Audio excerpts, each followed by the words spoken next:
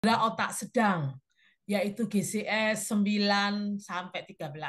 Oh iya, saya lupa. GCS adalah Glasgow Coma Score, di mana dia adalah scoring yang dibuat di Universitas Glasgow, di mana dia adalah untuk scoring kesadaran koma kita, ya. Jadi cedera otak berat atau COP adalah GCS-nya kurang dari 8. Cedera otak berbeda dengan trauma kepala. Trauma kepala tidak menyebabkan gangguan fungsi neurologis dan kerusakan jaringan otak. Tapi kalau cedera otak, dia menyebabkan gangguan fungsi neurologis dan kerusakan jaringan otak. Nah, jadi yang kita omongkan hari ini adalah cedera otaknya. Etiologisnya macam-macam. Anda bisa lihat dari gambar-gambar saya ini ya. Ini yang paling banyak di Indonesia. Orang naik sepeda motor tanpa membawa helm terus aneh-aneh. Yang bagian depan diangkat lah, kemudian pakai cara-cara bertiga, berempat, berlima, itu satu sepeda motor ya. Kemudian nih, ini ada yang berempat ya. Nah, ini ada olahraga-olahraga yang sangat banyak menyebabkan cedera otak. Apa belajar? Misalnya sepak Meditasi ya. bola, tinju, kemudian olahraga zaman modern ini yang kepalanya di bawah, terus dia digantung di atas ya. Dan juga ada eh, kondisi-kondisi khusus, misalnya jatuh dari tangga, kemudian ada kerusuhan, kayak sekarang di jalur Gaza ada peperangan, dan juga ada sebuah kondisi pemukulan, KDRT, dan sebagainya. Pendahuluannya untuk cedera otak traumatik ini, gangguan fungsi dan kerusakan patologisnya disebabkan pengaruh eksternal. Jadi dia digolongkan jadi dua klasifikasi, primer dan sekunder. Cedera otak primer sendiri adalah kejadian traumatis itu sendiri. Sedangkan sekunder adalah terjadi beberapa menit, jam, hari, bahkan seminggu setelah cedera primer. Jadi kalau hari ini Anda dipukul orang di kepala Anda, itu cedera primer. Tetapi satu minggu lagi ternyata Anda mengalami penurunan kesadaran, berarti adalah cedera sekunder, di mana dia terjadi menit, jam, hari, bahkan minggu setelah cedera primer. Nah, ini adalah klasifikasi cedera otak primer. Jadi yang terjadi hari ini. Ada yang ekstraparenkim, ada yang intraparenkim. Ekstraparenkim itu adalah EDH contohnya, epidural hematom. Kemudian SDH, subdural hematom. SAH, traumatik. Sedangkan intraparenkim ada yang bernama kontusio, ada yang namanya ICH, intracerebral hematoma, ada yang diffuse axonal injury, ada yang diffuse vascular injury. Jadi penyebab paling sering dari cedera otak sekunder, yaitu sistemik dan intrakranial tadi, akan disebabkan oleh beberapa hal. Misalnya sistemik tadi oleh hipoksia, hipotensi, hipo atau hiperglikemia, hipertermia, gangguan elektrolit, gangguan koagulasi, dan infeksi. Itu yang sistemik ya. Sedangkan yang intrakranial, jadi yang sistemik tadi ini ya, uh, ini yang apa? Intrakranial, peningkatan TIK, edema otak, kejang, dan juga iskemia cerebral. Nah, sekarang prinsip penata laksanaannya bagaimana? Satu, Anda harus menangani dulu cedera otak primer.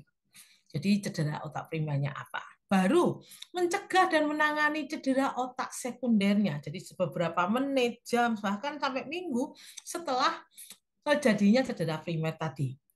Optimalisasi metabolisme otak dan rehabilitasi. Ini yang butuh waktu lama. Nah, apakah indikasi masuk rumah sakitnya? Kalau pasien itu kebingungan atau riwayat pingsan atau penurunan kesadaran, maka dia harus masuk rumah sakit. Kalau ada keluhan dan gejala neurologik, termasuk nyeri kepala menetap dan muntah, harus masuk rumah sakit. kesulitan dalam penilaian klinis, misalnya pada alkohol ataupun epilepsi, maka dia harus masuk rumah sakit. Kondisi medik yang lain, misalnya gangguan koagulasi, ya misalnya hasil labnya APTT, PTT, INR meningkat, maka dia harus masuk rumah sakit karena kita berindikasi akan terjadi sesuatu pada pasien ini. Diabetes mellitus yang sering menimbulkan berbagai macam gangguan juga harus masuk rumah sakit. Fraktur tengkorak, jadi kalau Anda melihat kondisi tengkoraknya atau skalnya ini ada fraktur atau patah tulang. CT scan-nya abnormal, di mana bacaan di CT scan-nya itu menyatakan dia abnormal, maka dia harus masuk rumah sakit. Dan tidak ada yang bertanggung jawab untuk observasi di luar rumah sakit. Misalnya, ini tanpa keluarga, ataupun dia ada keluarganya tapi tidak ada di sana, maka dia wajib masuk rumah sakit. Karena kita tidak pernah tahu apa yang terjadi kalau dia dipulangkan. Dan umur pasien di atas 50 atau geriatrik, maka dia harus rawat inap. Anak-anak dia juga harus rawat inap karena kita tidak pernah tahu apa yang akan bakal terjadi pada anak-anak yang mengalami sebuah cedera kepala tadi. Dan indikasi sosial. Indikasi sosial misalnya tadi ya, ada pertempuran, ada perang, ya ada KDRT. Nah, ini tentunya tidak boleh keluar dari rumah sakit, harus masuk rumah sakit atau rawat inap.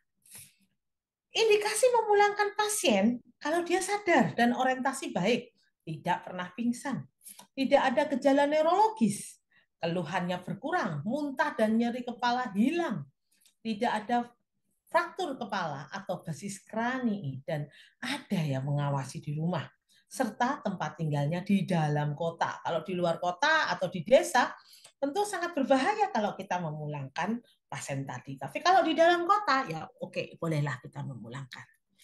Apakah targetnya?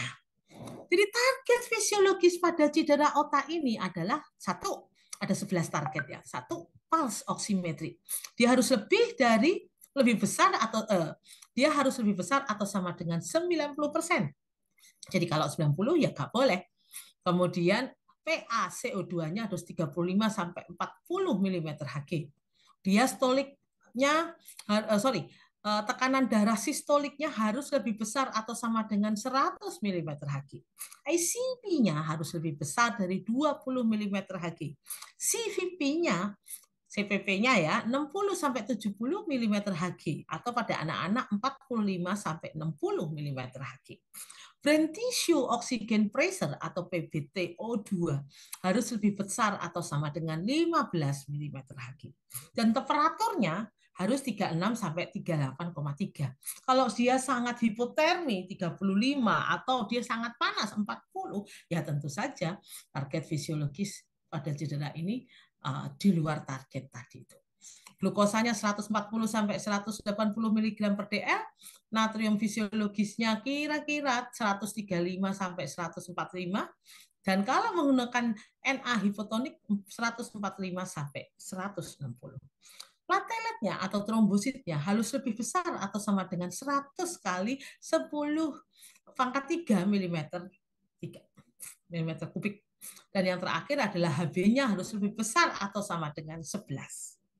Nah, ini adalah target fisiologis pada cedera otak. Bagaimana manifestasi klinisnya? Nah, tentu teman-teman yang dilihat bukan yang tadi, tapi manifestasi klinis. Oke, EDH. Di EDH ini, kesadarannya hilang. Adanya lucid interval, adanya perburukan neurologis. Presentasi klasik ini terjadi pada lebih dari 20% pasien. Gejala yang lain ya nyeri kepala yang sangat berat sampai pain score-nya lebih dari 8-9 ya. Jadi bisa 8, bisa 9 atau 10. Mual muntah, letargi, dan kejang. Sedangkan SDH, jadi epidural hematom itu kayak gitu. Kalau SDH, subdural hematom itu cedera kepalanya ringan atau berat. Gejala utamanya nyeri kepala tapi tidak nyeri kepala yang berat. Mual muntah ada, tidak sadar ada, kejang dan letargis juga ada. Pada subdural hematom yang kronis akan muncul nyeri kepala, mual muntah atau kebingungan, penurunan kesadaran, letargis, defisit motorik, dan afasia. Gambarannya Anda bisa lihat di gambar yang saya taruh di sebelah ini ya. Jadi epidural hematom dan subdural hematom ini subduralnya. Oke, lanjut. SAH, subarachnoid hematom, di mana nyeri kepala yang berat dan sangat menyiksa. Dan gejala lain adalah mual, muntah, pusing, diplopia, ini yang khas ya, kejang, penurunan kesadaran, dan kaku kuduk. Dapat muncul defisit neurologis dan palsi nervus cranialis. Jadi ada neurologis di sana. Sedangkan ICH atau intrakranial hematom, defisit neurologisnya ini mendadak. Ini contohnya gambarannya intrakranial hematom ya. Kalau ini adalah subarachnoid hematom, di mana penurunan kesadarannya secara mendadak. Gejala yang lain dapat muncul adalah nyeri kepala tapi tidak berat, mual, muntah, kejang, dan peningkatan tekanan darah diastolik lebih dari 110 mm Hg. Jadi kalau begitu apa tanda klasiknya? Tanda klasiknya macam-macam. Kita bisa lihat di sini ya. Tanda klasiknya adalah sebuah kondisi di mana ada ekimosis di periorbital. Ini adalah fraktur basis kranii ya. FBK itu fraktur basis kranii yang paling banyak menimbulkan kematian pada kasus-kasus cedera otak. Di mana ada ekimosis pada periorbital, ini ya, ini ekimosis, hemotimpani, ya, perdarahan pada telinga, rinoru, nih ya, atau otoru, dan battle sign, kaki apa gambaran seperti racun ais atau mata rakun, ya hewan namanya rakun.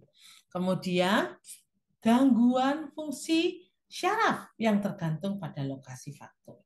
Misalnya fraktur basis kranii pada fossa anterior, maka anterior dari sphenoid ridge ini, maka persarafannya ada di CN1 dan 2. Terjadi bloody renoro, ini ya, perdarahan dari hidung, Brill hematom, dan gangguan pengidu, gangguan penglihatan, dan oftalmoplegia. Faktor basis kranii pada fossa media. Pada kondisi ini sphenoid hingga os temporale dari vas petrosa, di mana nervus yang terkenal adalah nervus 7 dan nervus 8, sehingga ada mimisan keluarnya darah dari telinga, bloody otori, battle sign, gangguan pendengaran, dan keseimbangan atau vertigo. Kalau faktor basis kranii di fossa posterior, selain posterior dari os temporal pars petrosa, ada juga masalah pada cerebellumnya, yaitu gerakan terkoordinasi, keseimbangan, dan postur tubuh. Nah, oke.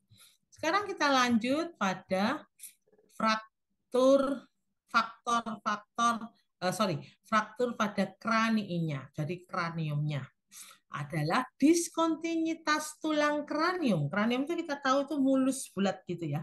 Jadi kalau ada diskontinuitas pasti itu sebuah patah tulang. Bisa linier ya, nomor 1 nih linier, nih linier ya. Bisa faktor depresi, nih depresi. Bisa fraktur komun, nih komun ya. Bisa fraktur diastasis, nih. Dan bisa fraktur diastasis dalam 3 dimensi. Nah, apakah itu GCS? Glasgow Coma Score adalah penilaian koma atau tidak koma sebagai parameter tingkat kesadaran yang dilakukan setelah ABC stabil. Jadi kalau ABC tidak stabil ya jangan tes GCS. Yang saya lihat kesalahan kita adalah kita itu mengtes GCS ketika orangnya tidak stabil. Hasil akhirnya ya pasti GCS-nya jadi abnormal. Misalnya eyes atau mata. Jika dia buka spontan, maka nilainya 4.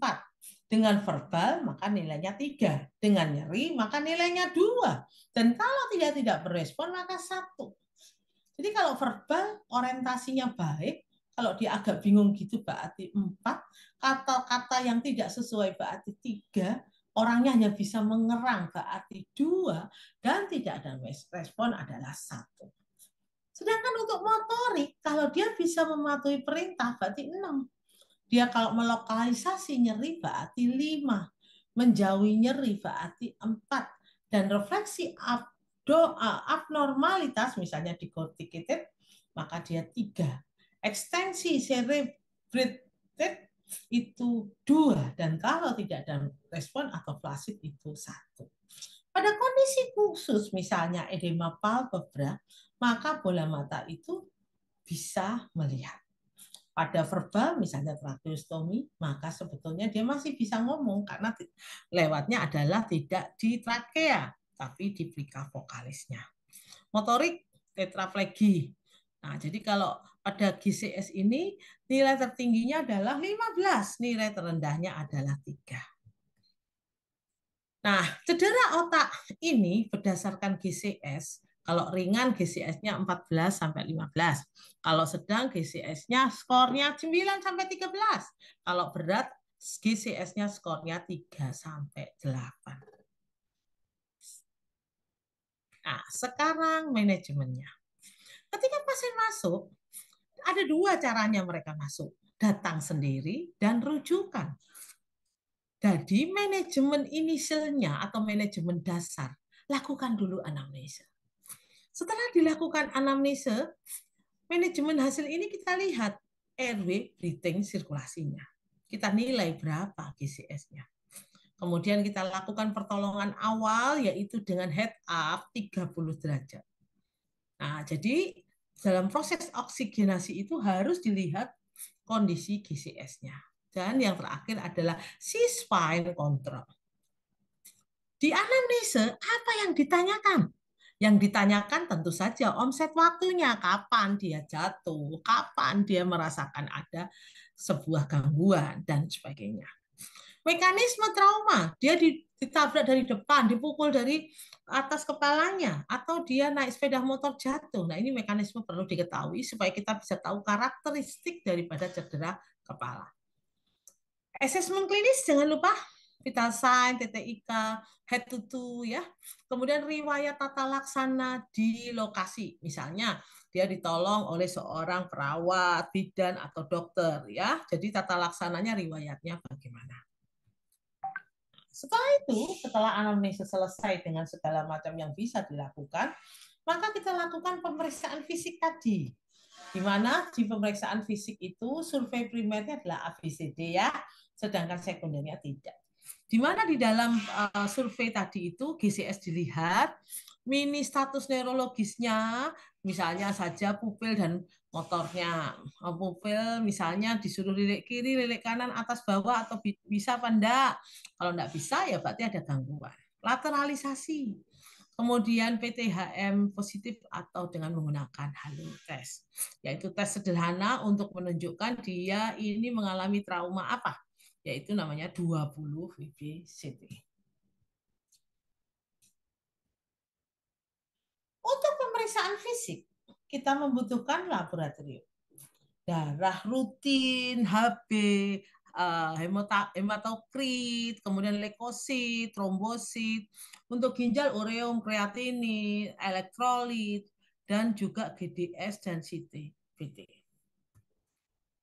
Sedangkan untuk radiologis, maka cervical lateral, saddle AP lateral, ataupun toraks X-ray, itu bisa dilakukan untuk menunjang dalam radiologic scanning.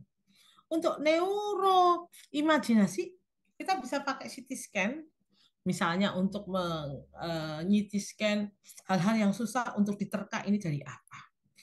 Kemudian survei primer ini ditandai dengan mini status neurologis. Pupil dan motornya itu motoriknya harus normal. Kemudian PTHM dan juga pemeriksaan yang lain, halonya tesnya itu harus bagus pemeriksaannya. Jadi untuk kondisi ini ada yang non operatif dan ada yang operatif. Non operatif itu misalnya pada kondisi-kondisi tertentu.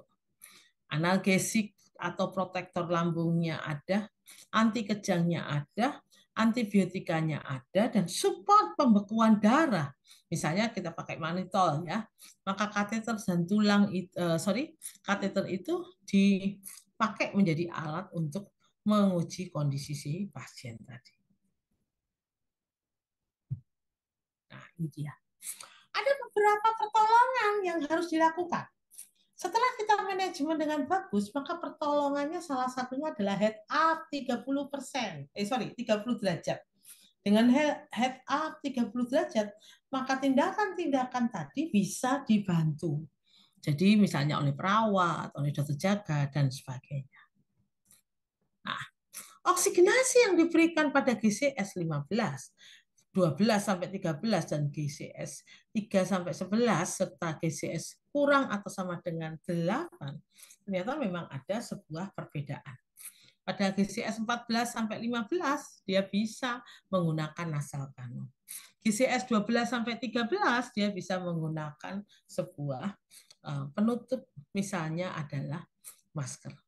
Dan pada GCS 9 sampai 11 yang sebagian besar digunakan dalam kondisi berat, maka kita harus punya masker untuk menolong pasien ini. Kalau perlu ada kantongnya, jadi tidak berbes. Sedangkan GCS yang lainnya, yang GCS 1 sampai 19 dan lebih besar atau sama dengan 8, ternyata ya harus berprihatin ya dengan kondisi ini. Nah, ini contohnya. Naik sepeda motor tanpa helm. Dan ini merupakan faktor risiko yang sangat besar. Oke. Skill untuk pelepasan helm tidak semua orang bisa. Yang kita bisa adalah kita mencoba menarik si helm tadi dan keluar dari tubuh yang terkena. Ini cara melepas helmnya.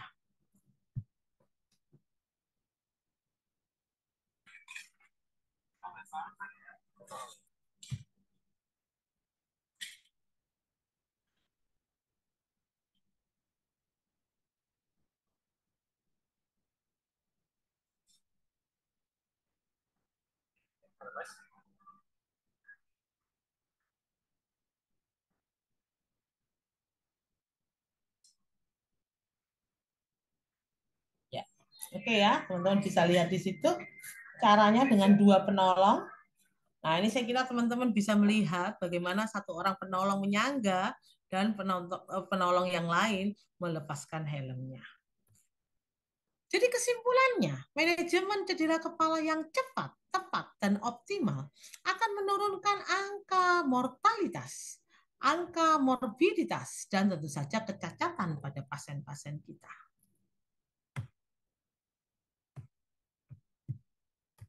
Nah, pengetahuan terhadap struktur anatomi dan fisiologis intrakranial sangat penting dalam penanganan pasien dengan kecurigaan cedera kepala. Kemudian lakukanlah penelitian status neurologis yang berkala pada pasien cedera otak traumatik. Dan kita tidak bisa mencegah terjadinya cedera otak primer. Namun dengan tata laksana yang tepat, kita dapat mencegah jatuhnya pasien ke dalam cedera otak sekunder. Dan pastikan pasien mendapat resusitasi yang adekuat. Target resusitasi pasien cedera otak traumatik adalah untuk mencegah terjadinya cedera otak sekunder. Kalau sekunder berarti kan dia itu sudah mendapatkan cedera primer dan sekarang udah berjalan dari menit, jam, kemudian hari sampai minggu. Dan tentukan kebutuhan untuk merujuk, konsultasi, rawat inap, ataupun pulang pada pasien. Dan lakukanlah konsultasi dengan bedah saraf. Ini penting ya, meskipun ada banyak tempat di Indonesia tidak ada bedah saraf, tapi saya kira itu sangat penting. Sedini mungkin. Jika ahli bedah saraf tidak tersedia di tempat, lakukanlah perujukan pasien dengan cedera otak sedang atau berat, jadi bisa ke puskesmas. Oke ya. Nah, demikianlah kita kira-kira presentasi saya tentang cedera kepala dan apa efeknya terhadap kita kalau kita mengalami cedera kepala. Semoga berguna ya teman-teman dan bermanfaat menolong pasien-pasien yang teman-teman layani. Terima kasih Mas Zainal, saya kembalikan. Terima kasih, sungguh luar biasa sekali apa yang disampaikan oleh Dr. Tri Maharani. Eh, Mohon maaf dok, mungkin ditambahkan juga bagaimana cara initial assessment-nya dok, bagaimana cara mengetahuinya atau mengkaji dari cedera kepala tersebut dok. Mungkin ada Oke, tambahan sedikit dok. ya tadi di awal eh, presentasi saya, initial assessment-nya ada di beberapa ini ya. Sebentar, saya ini kan. Nah, ini beberapa initial assessment. Jika pasien itu kebingungan, riwayat pingsan, ada penurunan kesadaran, kemudian keluhan dan gejala neurologik, misalnya nyeri kepala yang menetap, muntah, kesulitan dalam penanganan misalnya karena dia ada epilepsi atau alkohol riwayat itu ya, dan kondisi medik lain. Misalnya ada gangguan koagulasi, biasanya gangguan koagulasi itu dari pemeriksaan-pemeriksaan laboratorium. Misalnya APTT, PTT, INR meningkat, BTCT meningkat, ataupun ada proses diabetes, ada fraktur di tengkoraknya. Misalnya ya kita menemukan ada sesuatu, tanda-tanda fraktur, Anda kan sudah tahu ya, misalnya ada deformitas, ada sesuatu yang terjadi di skalnya dia atau di kepalanya. Kemudian CT scan-nya abnormal. Di dalam CT scan biasanya ada bacaannya, dan bacaan di situ dinyatakan dia abnormal karena baik itu perdarahan, patah tulang atau yang lainnya. Tak ada yang dapat bertanggung jawab untuk observasi di luar rumah sakit, umur pasien geriatrik atau anak-anak, dan indikasi sosial, misalnya tadi dalam sebuah peperangan gitu. Jadi kondisi seperti inilah yang merupakan inisial diagnosenya. Kadang pasien datang dengan tidak diketahui namanya dan dia ditanya namanya juga nggak tahu. Nah, itu berarti sebuah kondisi inisial. Jadi 11 item tadi dapat menjadi sebuah indikasi inisialnya. Gitu. Oke, terima kasih Dr. Tri Maharani. Luar biasa sekali apa yang disampaikan oleh Dr. Tri Ya. Maharani. Materinya nanti saya kirimkan ya nanti sebentar lagi karena tadi ada Ya, masalah sinyal. Nanti ya saya dok, kirimkan. terima Semua kasih dok. teman-teman Ya, jangan nanti kita khawatir, semuanya dapat. Oke, nanti materinya kita akan share ke peserta ya. Ya, Oke, karena saya lihat di ini di chatting semuanya tanya bisa nggak? Oh bisa, jangan khawatir. Aku terus. ya. Terima kasih dokter untuk materinya dan juga nanti untuk soft file nanti akan dikirim ke peserta. Bagi Bapak Ibu yang ingin bertanya, kita berikan waktu untuk bertanya. Kita kasih 3 kesempatan penanya. Silakan yang ingin bertanya bisa raise hand atau ketik di kolom chat. Silakan.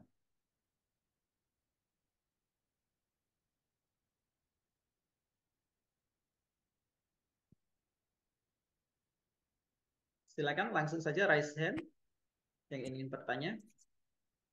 Atau memang sudah sangat paham semua ini dengan apa yang disampaikan oleh Dr. Tri ini? Ini teman-teman dari mana saja nih, Mas? Oh, dari Sabang sampai Merauke nih, Dok. Jadi Dari kita seluruh itu punya Indonesia. masalah.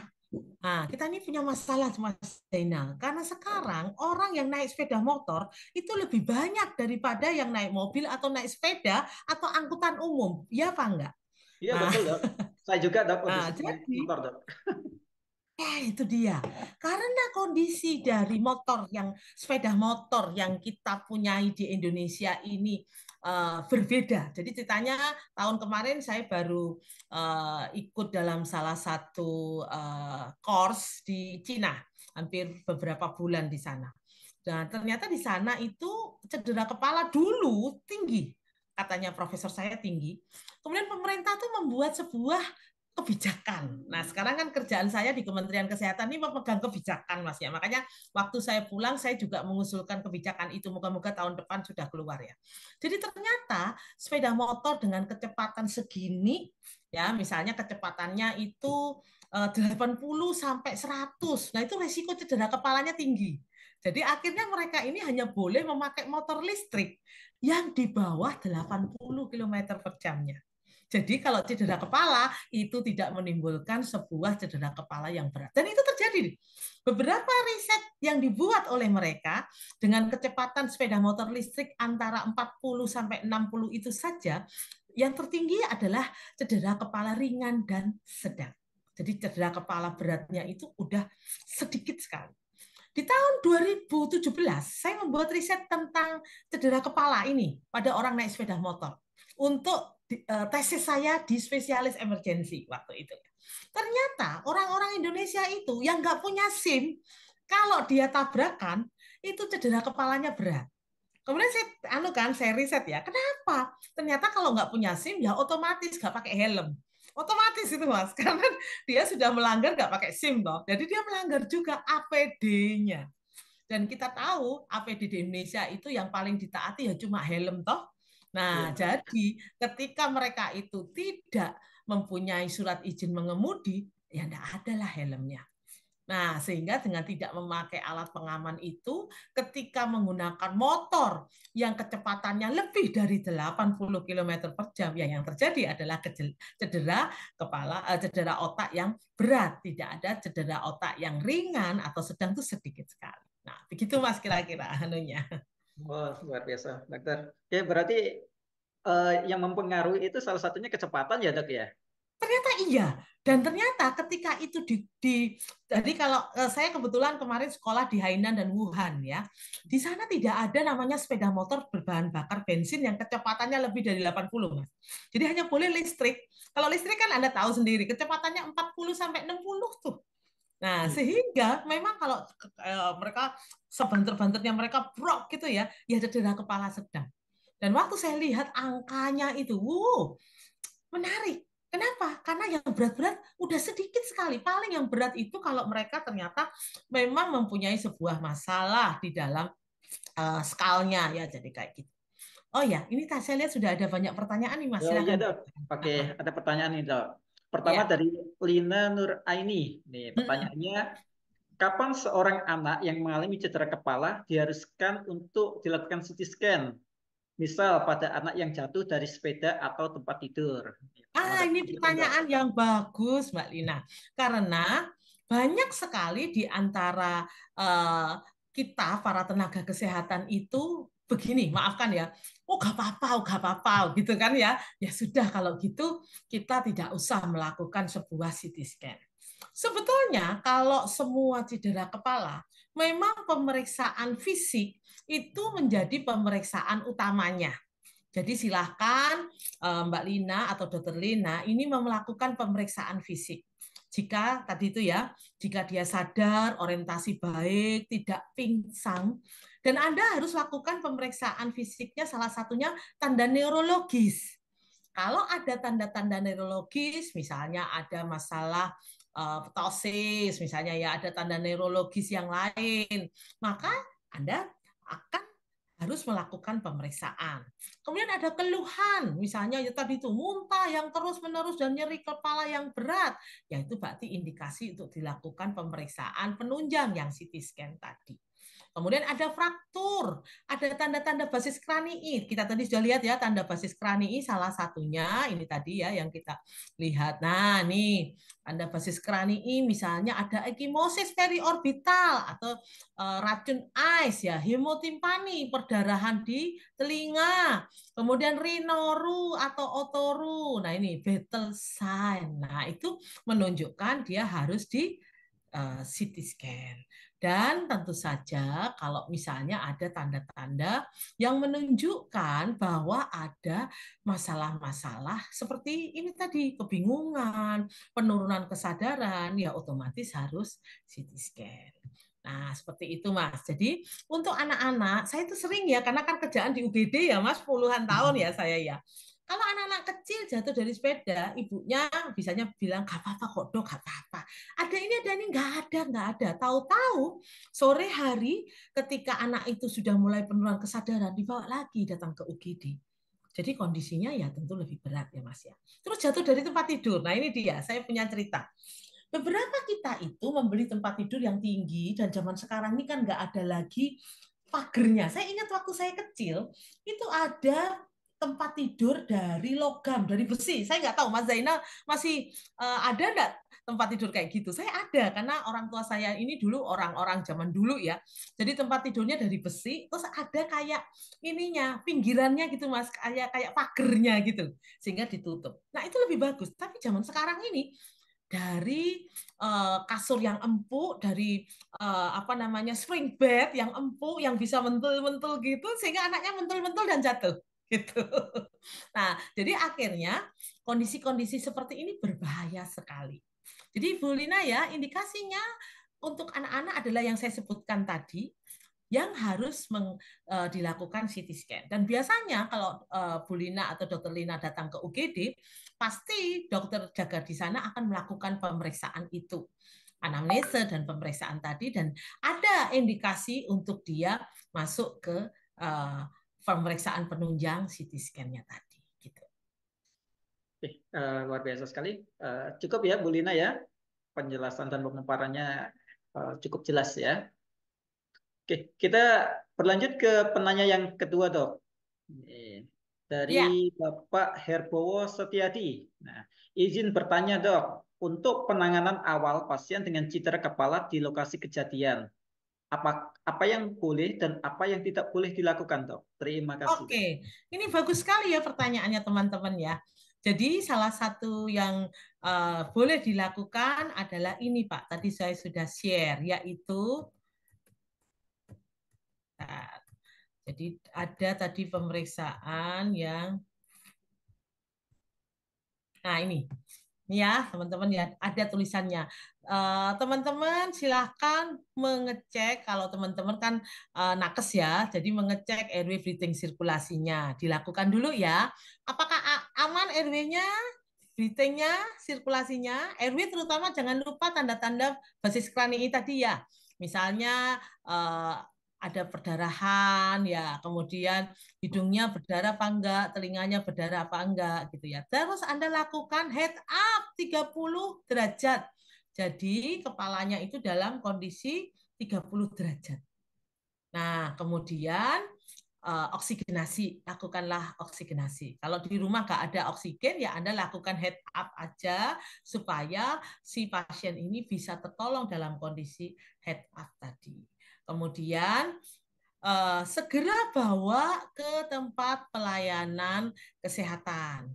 Kemudian di pelayanan kesehatan itu dilakukan sebuah primary survey dan secondary survey tadi ya teman-teman. Pemeriksaan penunjang misalnya laboratorium, radiologi, dan pemeriksaan-pemeriksaan neurologi misalnya neuroimage ya, misalnya CT scan tadi. CT scan-nya tidak harus dengan kontras. Kalau zaman sekarang ya di beberapa rumah sakit tuh ya langsung pakai ini head up-nya ini ya tadi ya Pak Hernowo ya. Jadi head up-nya ini akan sangat menolong kalau kondisi si pasien tadi ternyata adalah cedera kepala yang berat. Saya punya pasien beberapa hari yang lalu itu ditabrak sepeda motor. Jadi dia itu naik sepeda motor nggak pakai helm, ditabrak sepeda motor. Nah, jadi lebih bagus ketika dia dibawa dari rumah itu dalam posisi head up ini 30 derajat tadi bisa diganjel dengan sesuatu ataupun head stabilisasi misalnya ya pakai sesuatu di sini di kepalanya. Nah, ya, tentu saja kalau ada penurunan GCS ya jangan dikasih minum, itu nggak boleh dilakukan ya. Kemudian jangan diberikan sesuatu yang bisa membuat airway breathing sirkulasinya jadi mengalami hambatan. Kalau orang Indonesia itu kalau cedera kepala supaya nggak nyeri kepala dikasih kopi, Mas. Air kopi tuh loh. Nah, anak-anak kecil tuh orang tuanya bingung kasih kopi. Nah, itu jangan ya, karena justru akan membuat sebuah kondisi tersumbatnya airway dan sebagainya. Begitu Pak Hernawa, kira-kira apa yang boleh dan tidak boleh dilakukan. Gitu. Oke, luar biasa. Cukup jelas ya, Pak ya, untuk Pak Herbowo. Oke, penanya selanjutnya, Dok. Ini dari Ibu Sri Ayu Rizka Safitri. Nah, ini kayaknya tanya tentang ibu hamil nih.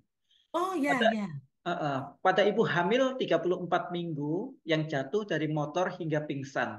Bagaimana cara mengangkatnya dengan benar hingga dirujuk ke rumah sakit, Dok?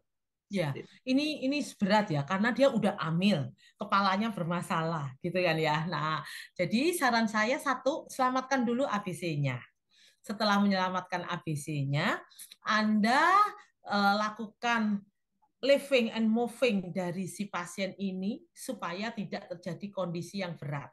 Salah satu kondisi berat tentu saja cervicalnya. Jadi Anda harus melakukan pertolongan untuk cervicalnya. Tadi di video saya untuk melepas helm tadi kan ada cara dengan melakukan head tilt, jaw thrust dan sebagainya untuk melindungi cervicalnya ya. Nah, kemudian setelah itu lakukan head up 30 derajat tadi dan baru memikirkan perdarahan dari kehamilannya. Nah, jadi Anda harus selamatkan dulu orangnya, ABC-nya, kemudian posisinya supaya tidak lebih buruk, baru Anda memikirkan kehamilannya. Gitu. Karena kalau ibunya meninggal dulu ya tentu bayinya berbahaya kan ya. Nah, jadi kalau orang-orang hamil kebanyakan tidak nolong ibunya, bingung bayinya. Nah, itu saya kira salah. Jadi Anda harus mulai dari ibunya dulu, ketika ibunya aman, baru kemudian anaknya. Baru kita mengecek apakah ada masalah di anaknya tadi. Misalnya apakah ada perdarahan dari kehamilan 34 minggu itu kan berarti trimester 3 ya. Tentu saja akan mudah sekali terjadi kehamilan. Nah, baru nanti di puskesmas atau di rumah sakit kita coba mendengarkan. Kalau aku dulu nih ya, waktu jadi dokter puskesmas tuh lama, 7 tahun. Funan itu namanya udah denger banget gitu, jadi sensitif. Sekarang udah lama jadi dokter spesialis, kalau pakai Funan kok nggak denger apa-apa saya ya gitu ya. Jadi kalau teman-teman bidan atau perawat yang lama di puskesmas tuh telinganya sensitif banget, sehingga mungkin kita di lapangan atau di ambulan bisa pakai Funan untuk dengerin kira-kira DJJ-nya si bayi itu bagaimana kayak gitu. Kemudian setelah itu baru kita selesaikan pasien ini tadi dengan kehamilan ini di fasilitas kesehatan. Itu Mas Zainal kira-kira untuk ibu hamil. Oke, terima kasih Dok, luar biasa sekali ya. Bapak Ibu yang luar biasa. Ini ternyata banyak sekali Dok penanya Dok. Oh Tapi, iya, dan tapi namanya sayangnya ini Dok, waktu dibatasi nih. gini aja, yang tidak bisa saya jawab nanti di WA akan ke saya tak jawabnya, gitu. Oh gitu, Nah, siap siap. kasihan loh, udah capek-capek tanya nggak dijawab. Nanti Oh, tetap gitu. saya jawab ya. Siap. Apalagi kalau dalam pengetahuan saya, cedera kepala itu sering terjadi banget karena di Indonesia pakai motor tadi, gitu kan. Aksesnya naik motor lebih enak karena fasilitas umum kayak angkutan umum itu sekarang kan kurang banget ya. Kecuali di Jakarta kereta banyak, tapi di daerah-daerah kereta kan terbatas ya dok ya. Jadi akhirnya susah kan Mas Zainal untuk pergi kemana-mana ya paling gampang naik motor gitu. Oke, luar biasa ya. Jadi Bapak Ibu mohon maaf sekali ya karena keterbatasan waktu. Jadi Jadi nanti untuk kasih semua penanya selanjutnya, pertanyaannya tak jawabnya nanti. oke, nanti yang bertanya nanti akan dijawab secara khusus nanti ya. Ya, Akan disampaikan di WhatsApp ya di grup. Kita di grup aja ya Dok ya nanti untuk siap, chatnya. siap. Nah, atau mau ini diberikan alamat email atau nomor WA dari dokter. Oke, tak tulis nomor WA-nya saja ya. Oke, siap Tapi Dok. gini aja kalau saya nih ya, dari panitia aja Oke, memberikan siap. ini tak kasih Iya. jawaban ke panitia. Maksud saya kalau WA pribadi kan yang tanya cuma pribadi itu yang tahu. Kita kan ingin Oke. semuanya pinter, ya kan? Oh Nah, iya, jadi luar biasa. nanti semua pertanyaan di WA kan ke saya, tak jawab semuanya, bisa di-share di grup. Jadi semuanya tahu jawabannya apa gitu. Oke, siap Dok. Nanti kita share ya jawaban dari Ya. Dokter Trimarani. Oke, Bapak Ibu yang luar biasa, itu tadi penyampaian materi dari Dokter Tri Maharani. Oke, jadi tentang cedera kepala. Jadi cedera kepala itu merupakan salah satu trauma yang bisa mengakibatkan kematian terbanyak ya. Nah, untuk cedera kepala. Kemudian tadi ada jenis-jenis cedera kepala, yaitu ada epidural hematom, subdural hematom, subarachnoid hematom, dan intracranial hematom. Biasanya cedera kepala juga ditandai dengan yang disebut fraktur basis kranii. Tanda-tandanya tadi ada raccoon eyes, kemudian ada otorrhea, rhinorrhea, kemudian ada Bartter-Stein syndrome ya. Itu salah satu tanda dari fraktur basis kranii. Kemudian apa sih inisial yang bisa dilakukan ketika kita menemukan tadi ya, yaitu bisa dilakukan yaitu ABC ya. Jadi kita stabilkan dulu airway breathing dan circulation, kemudian kita nilai GCS, head up 30 derajat, oksigenasi dan G-spine control ya. Itu beberapa kesimpulan yang bisa kita ambil dari materi cedera kepala yang disampaikan oleh Dr. Tri Maharani. Bapak Ibu yang luar biasa, sebelum Dr. Tri Maharani meninggalkan ruang Zoom, ya kita minta statement ya, kita minta kata-kata bijak ya dari Ya. Putri. Ya, Oke, silakan terima Putri. kasih. Terima kasih Mas Zainal. Jadi satu, gunakanlah APD ketika Anda harus mengendarai motor, terutama sepeda motor ya. Kalau misalnya itu sepeda biasa, sepeda pancal itu ya.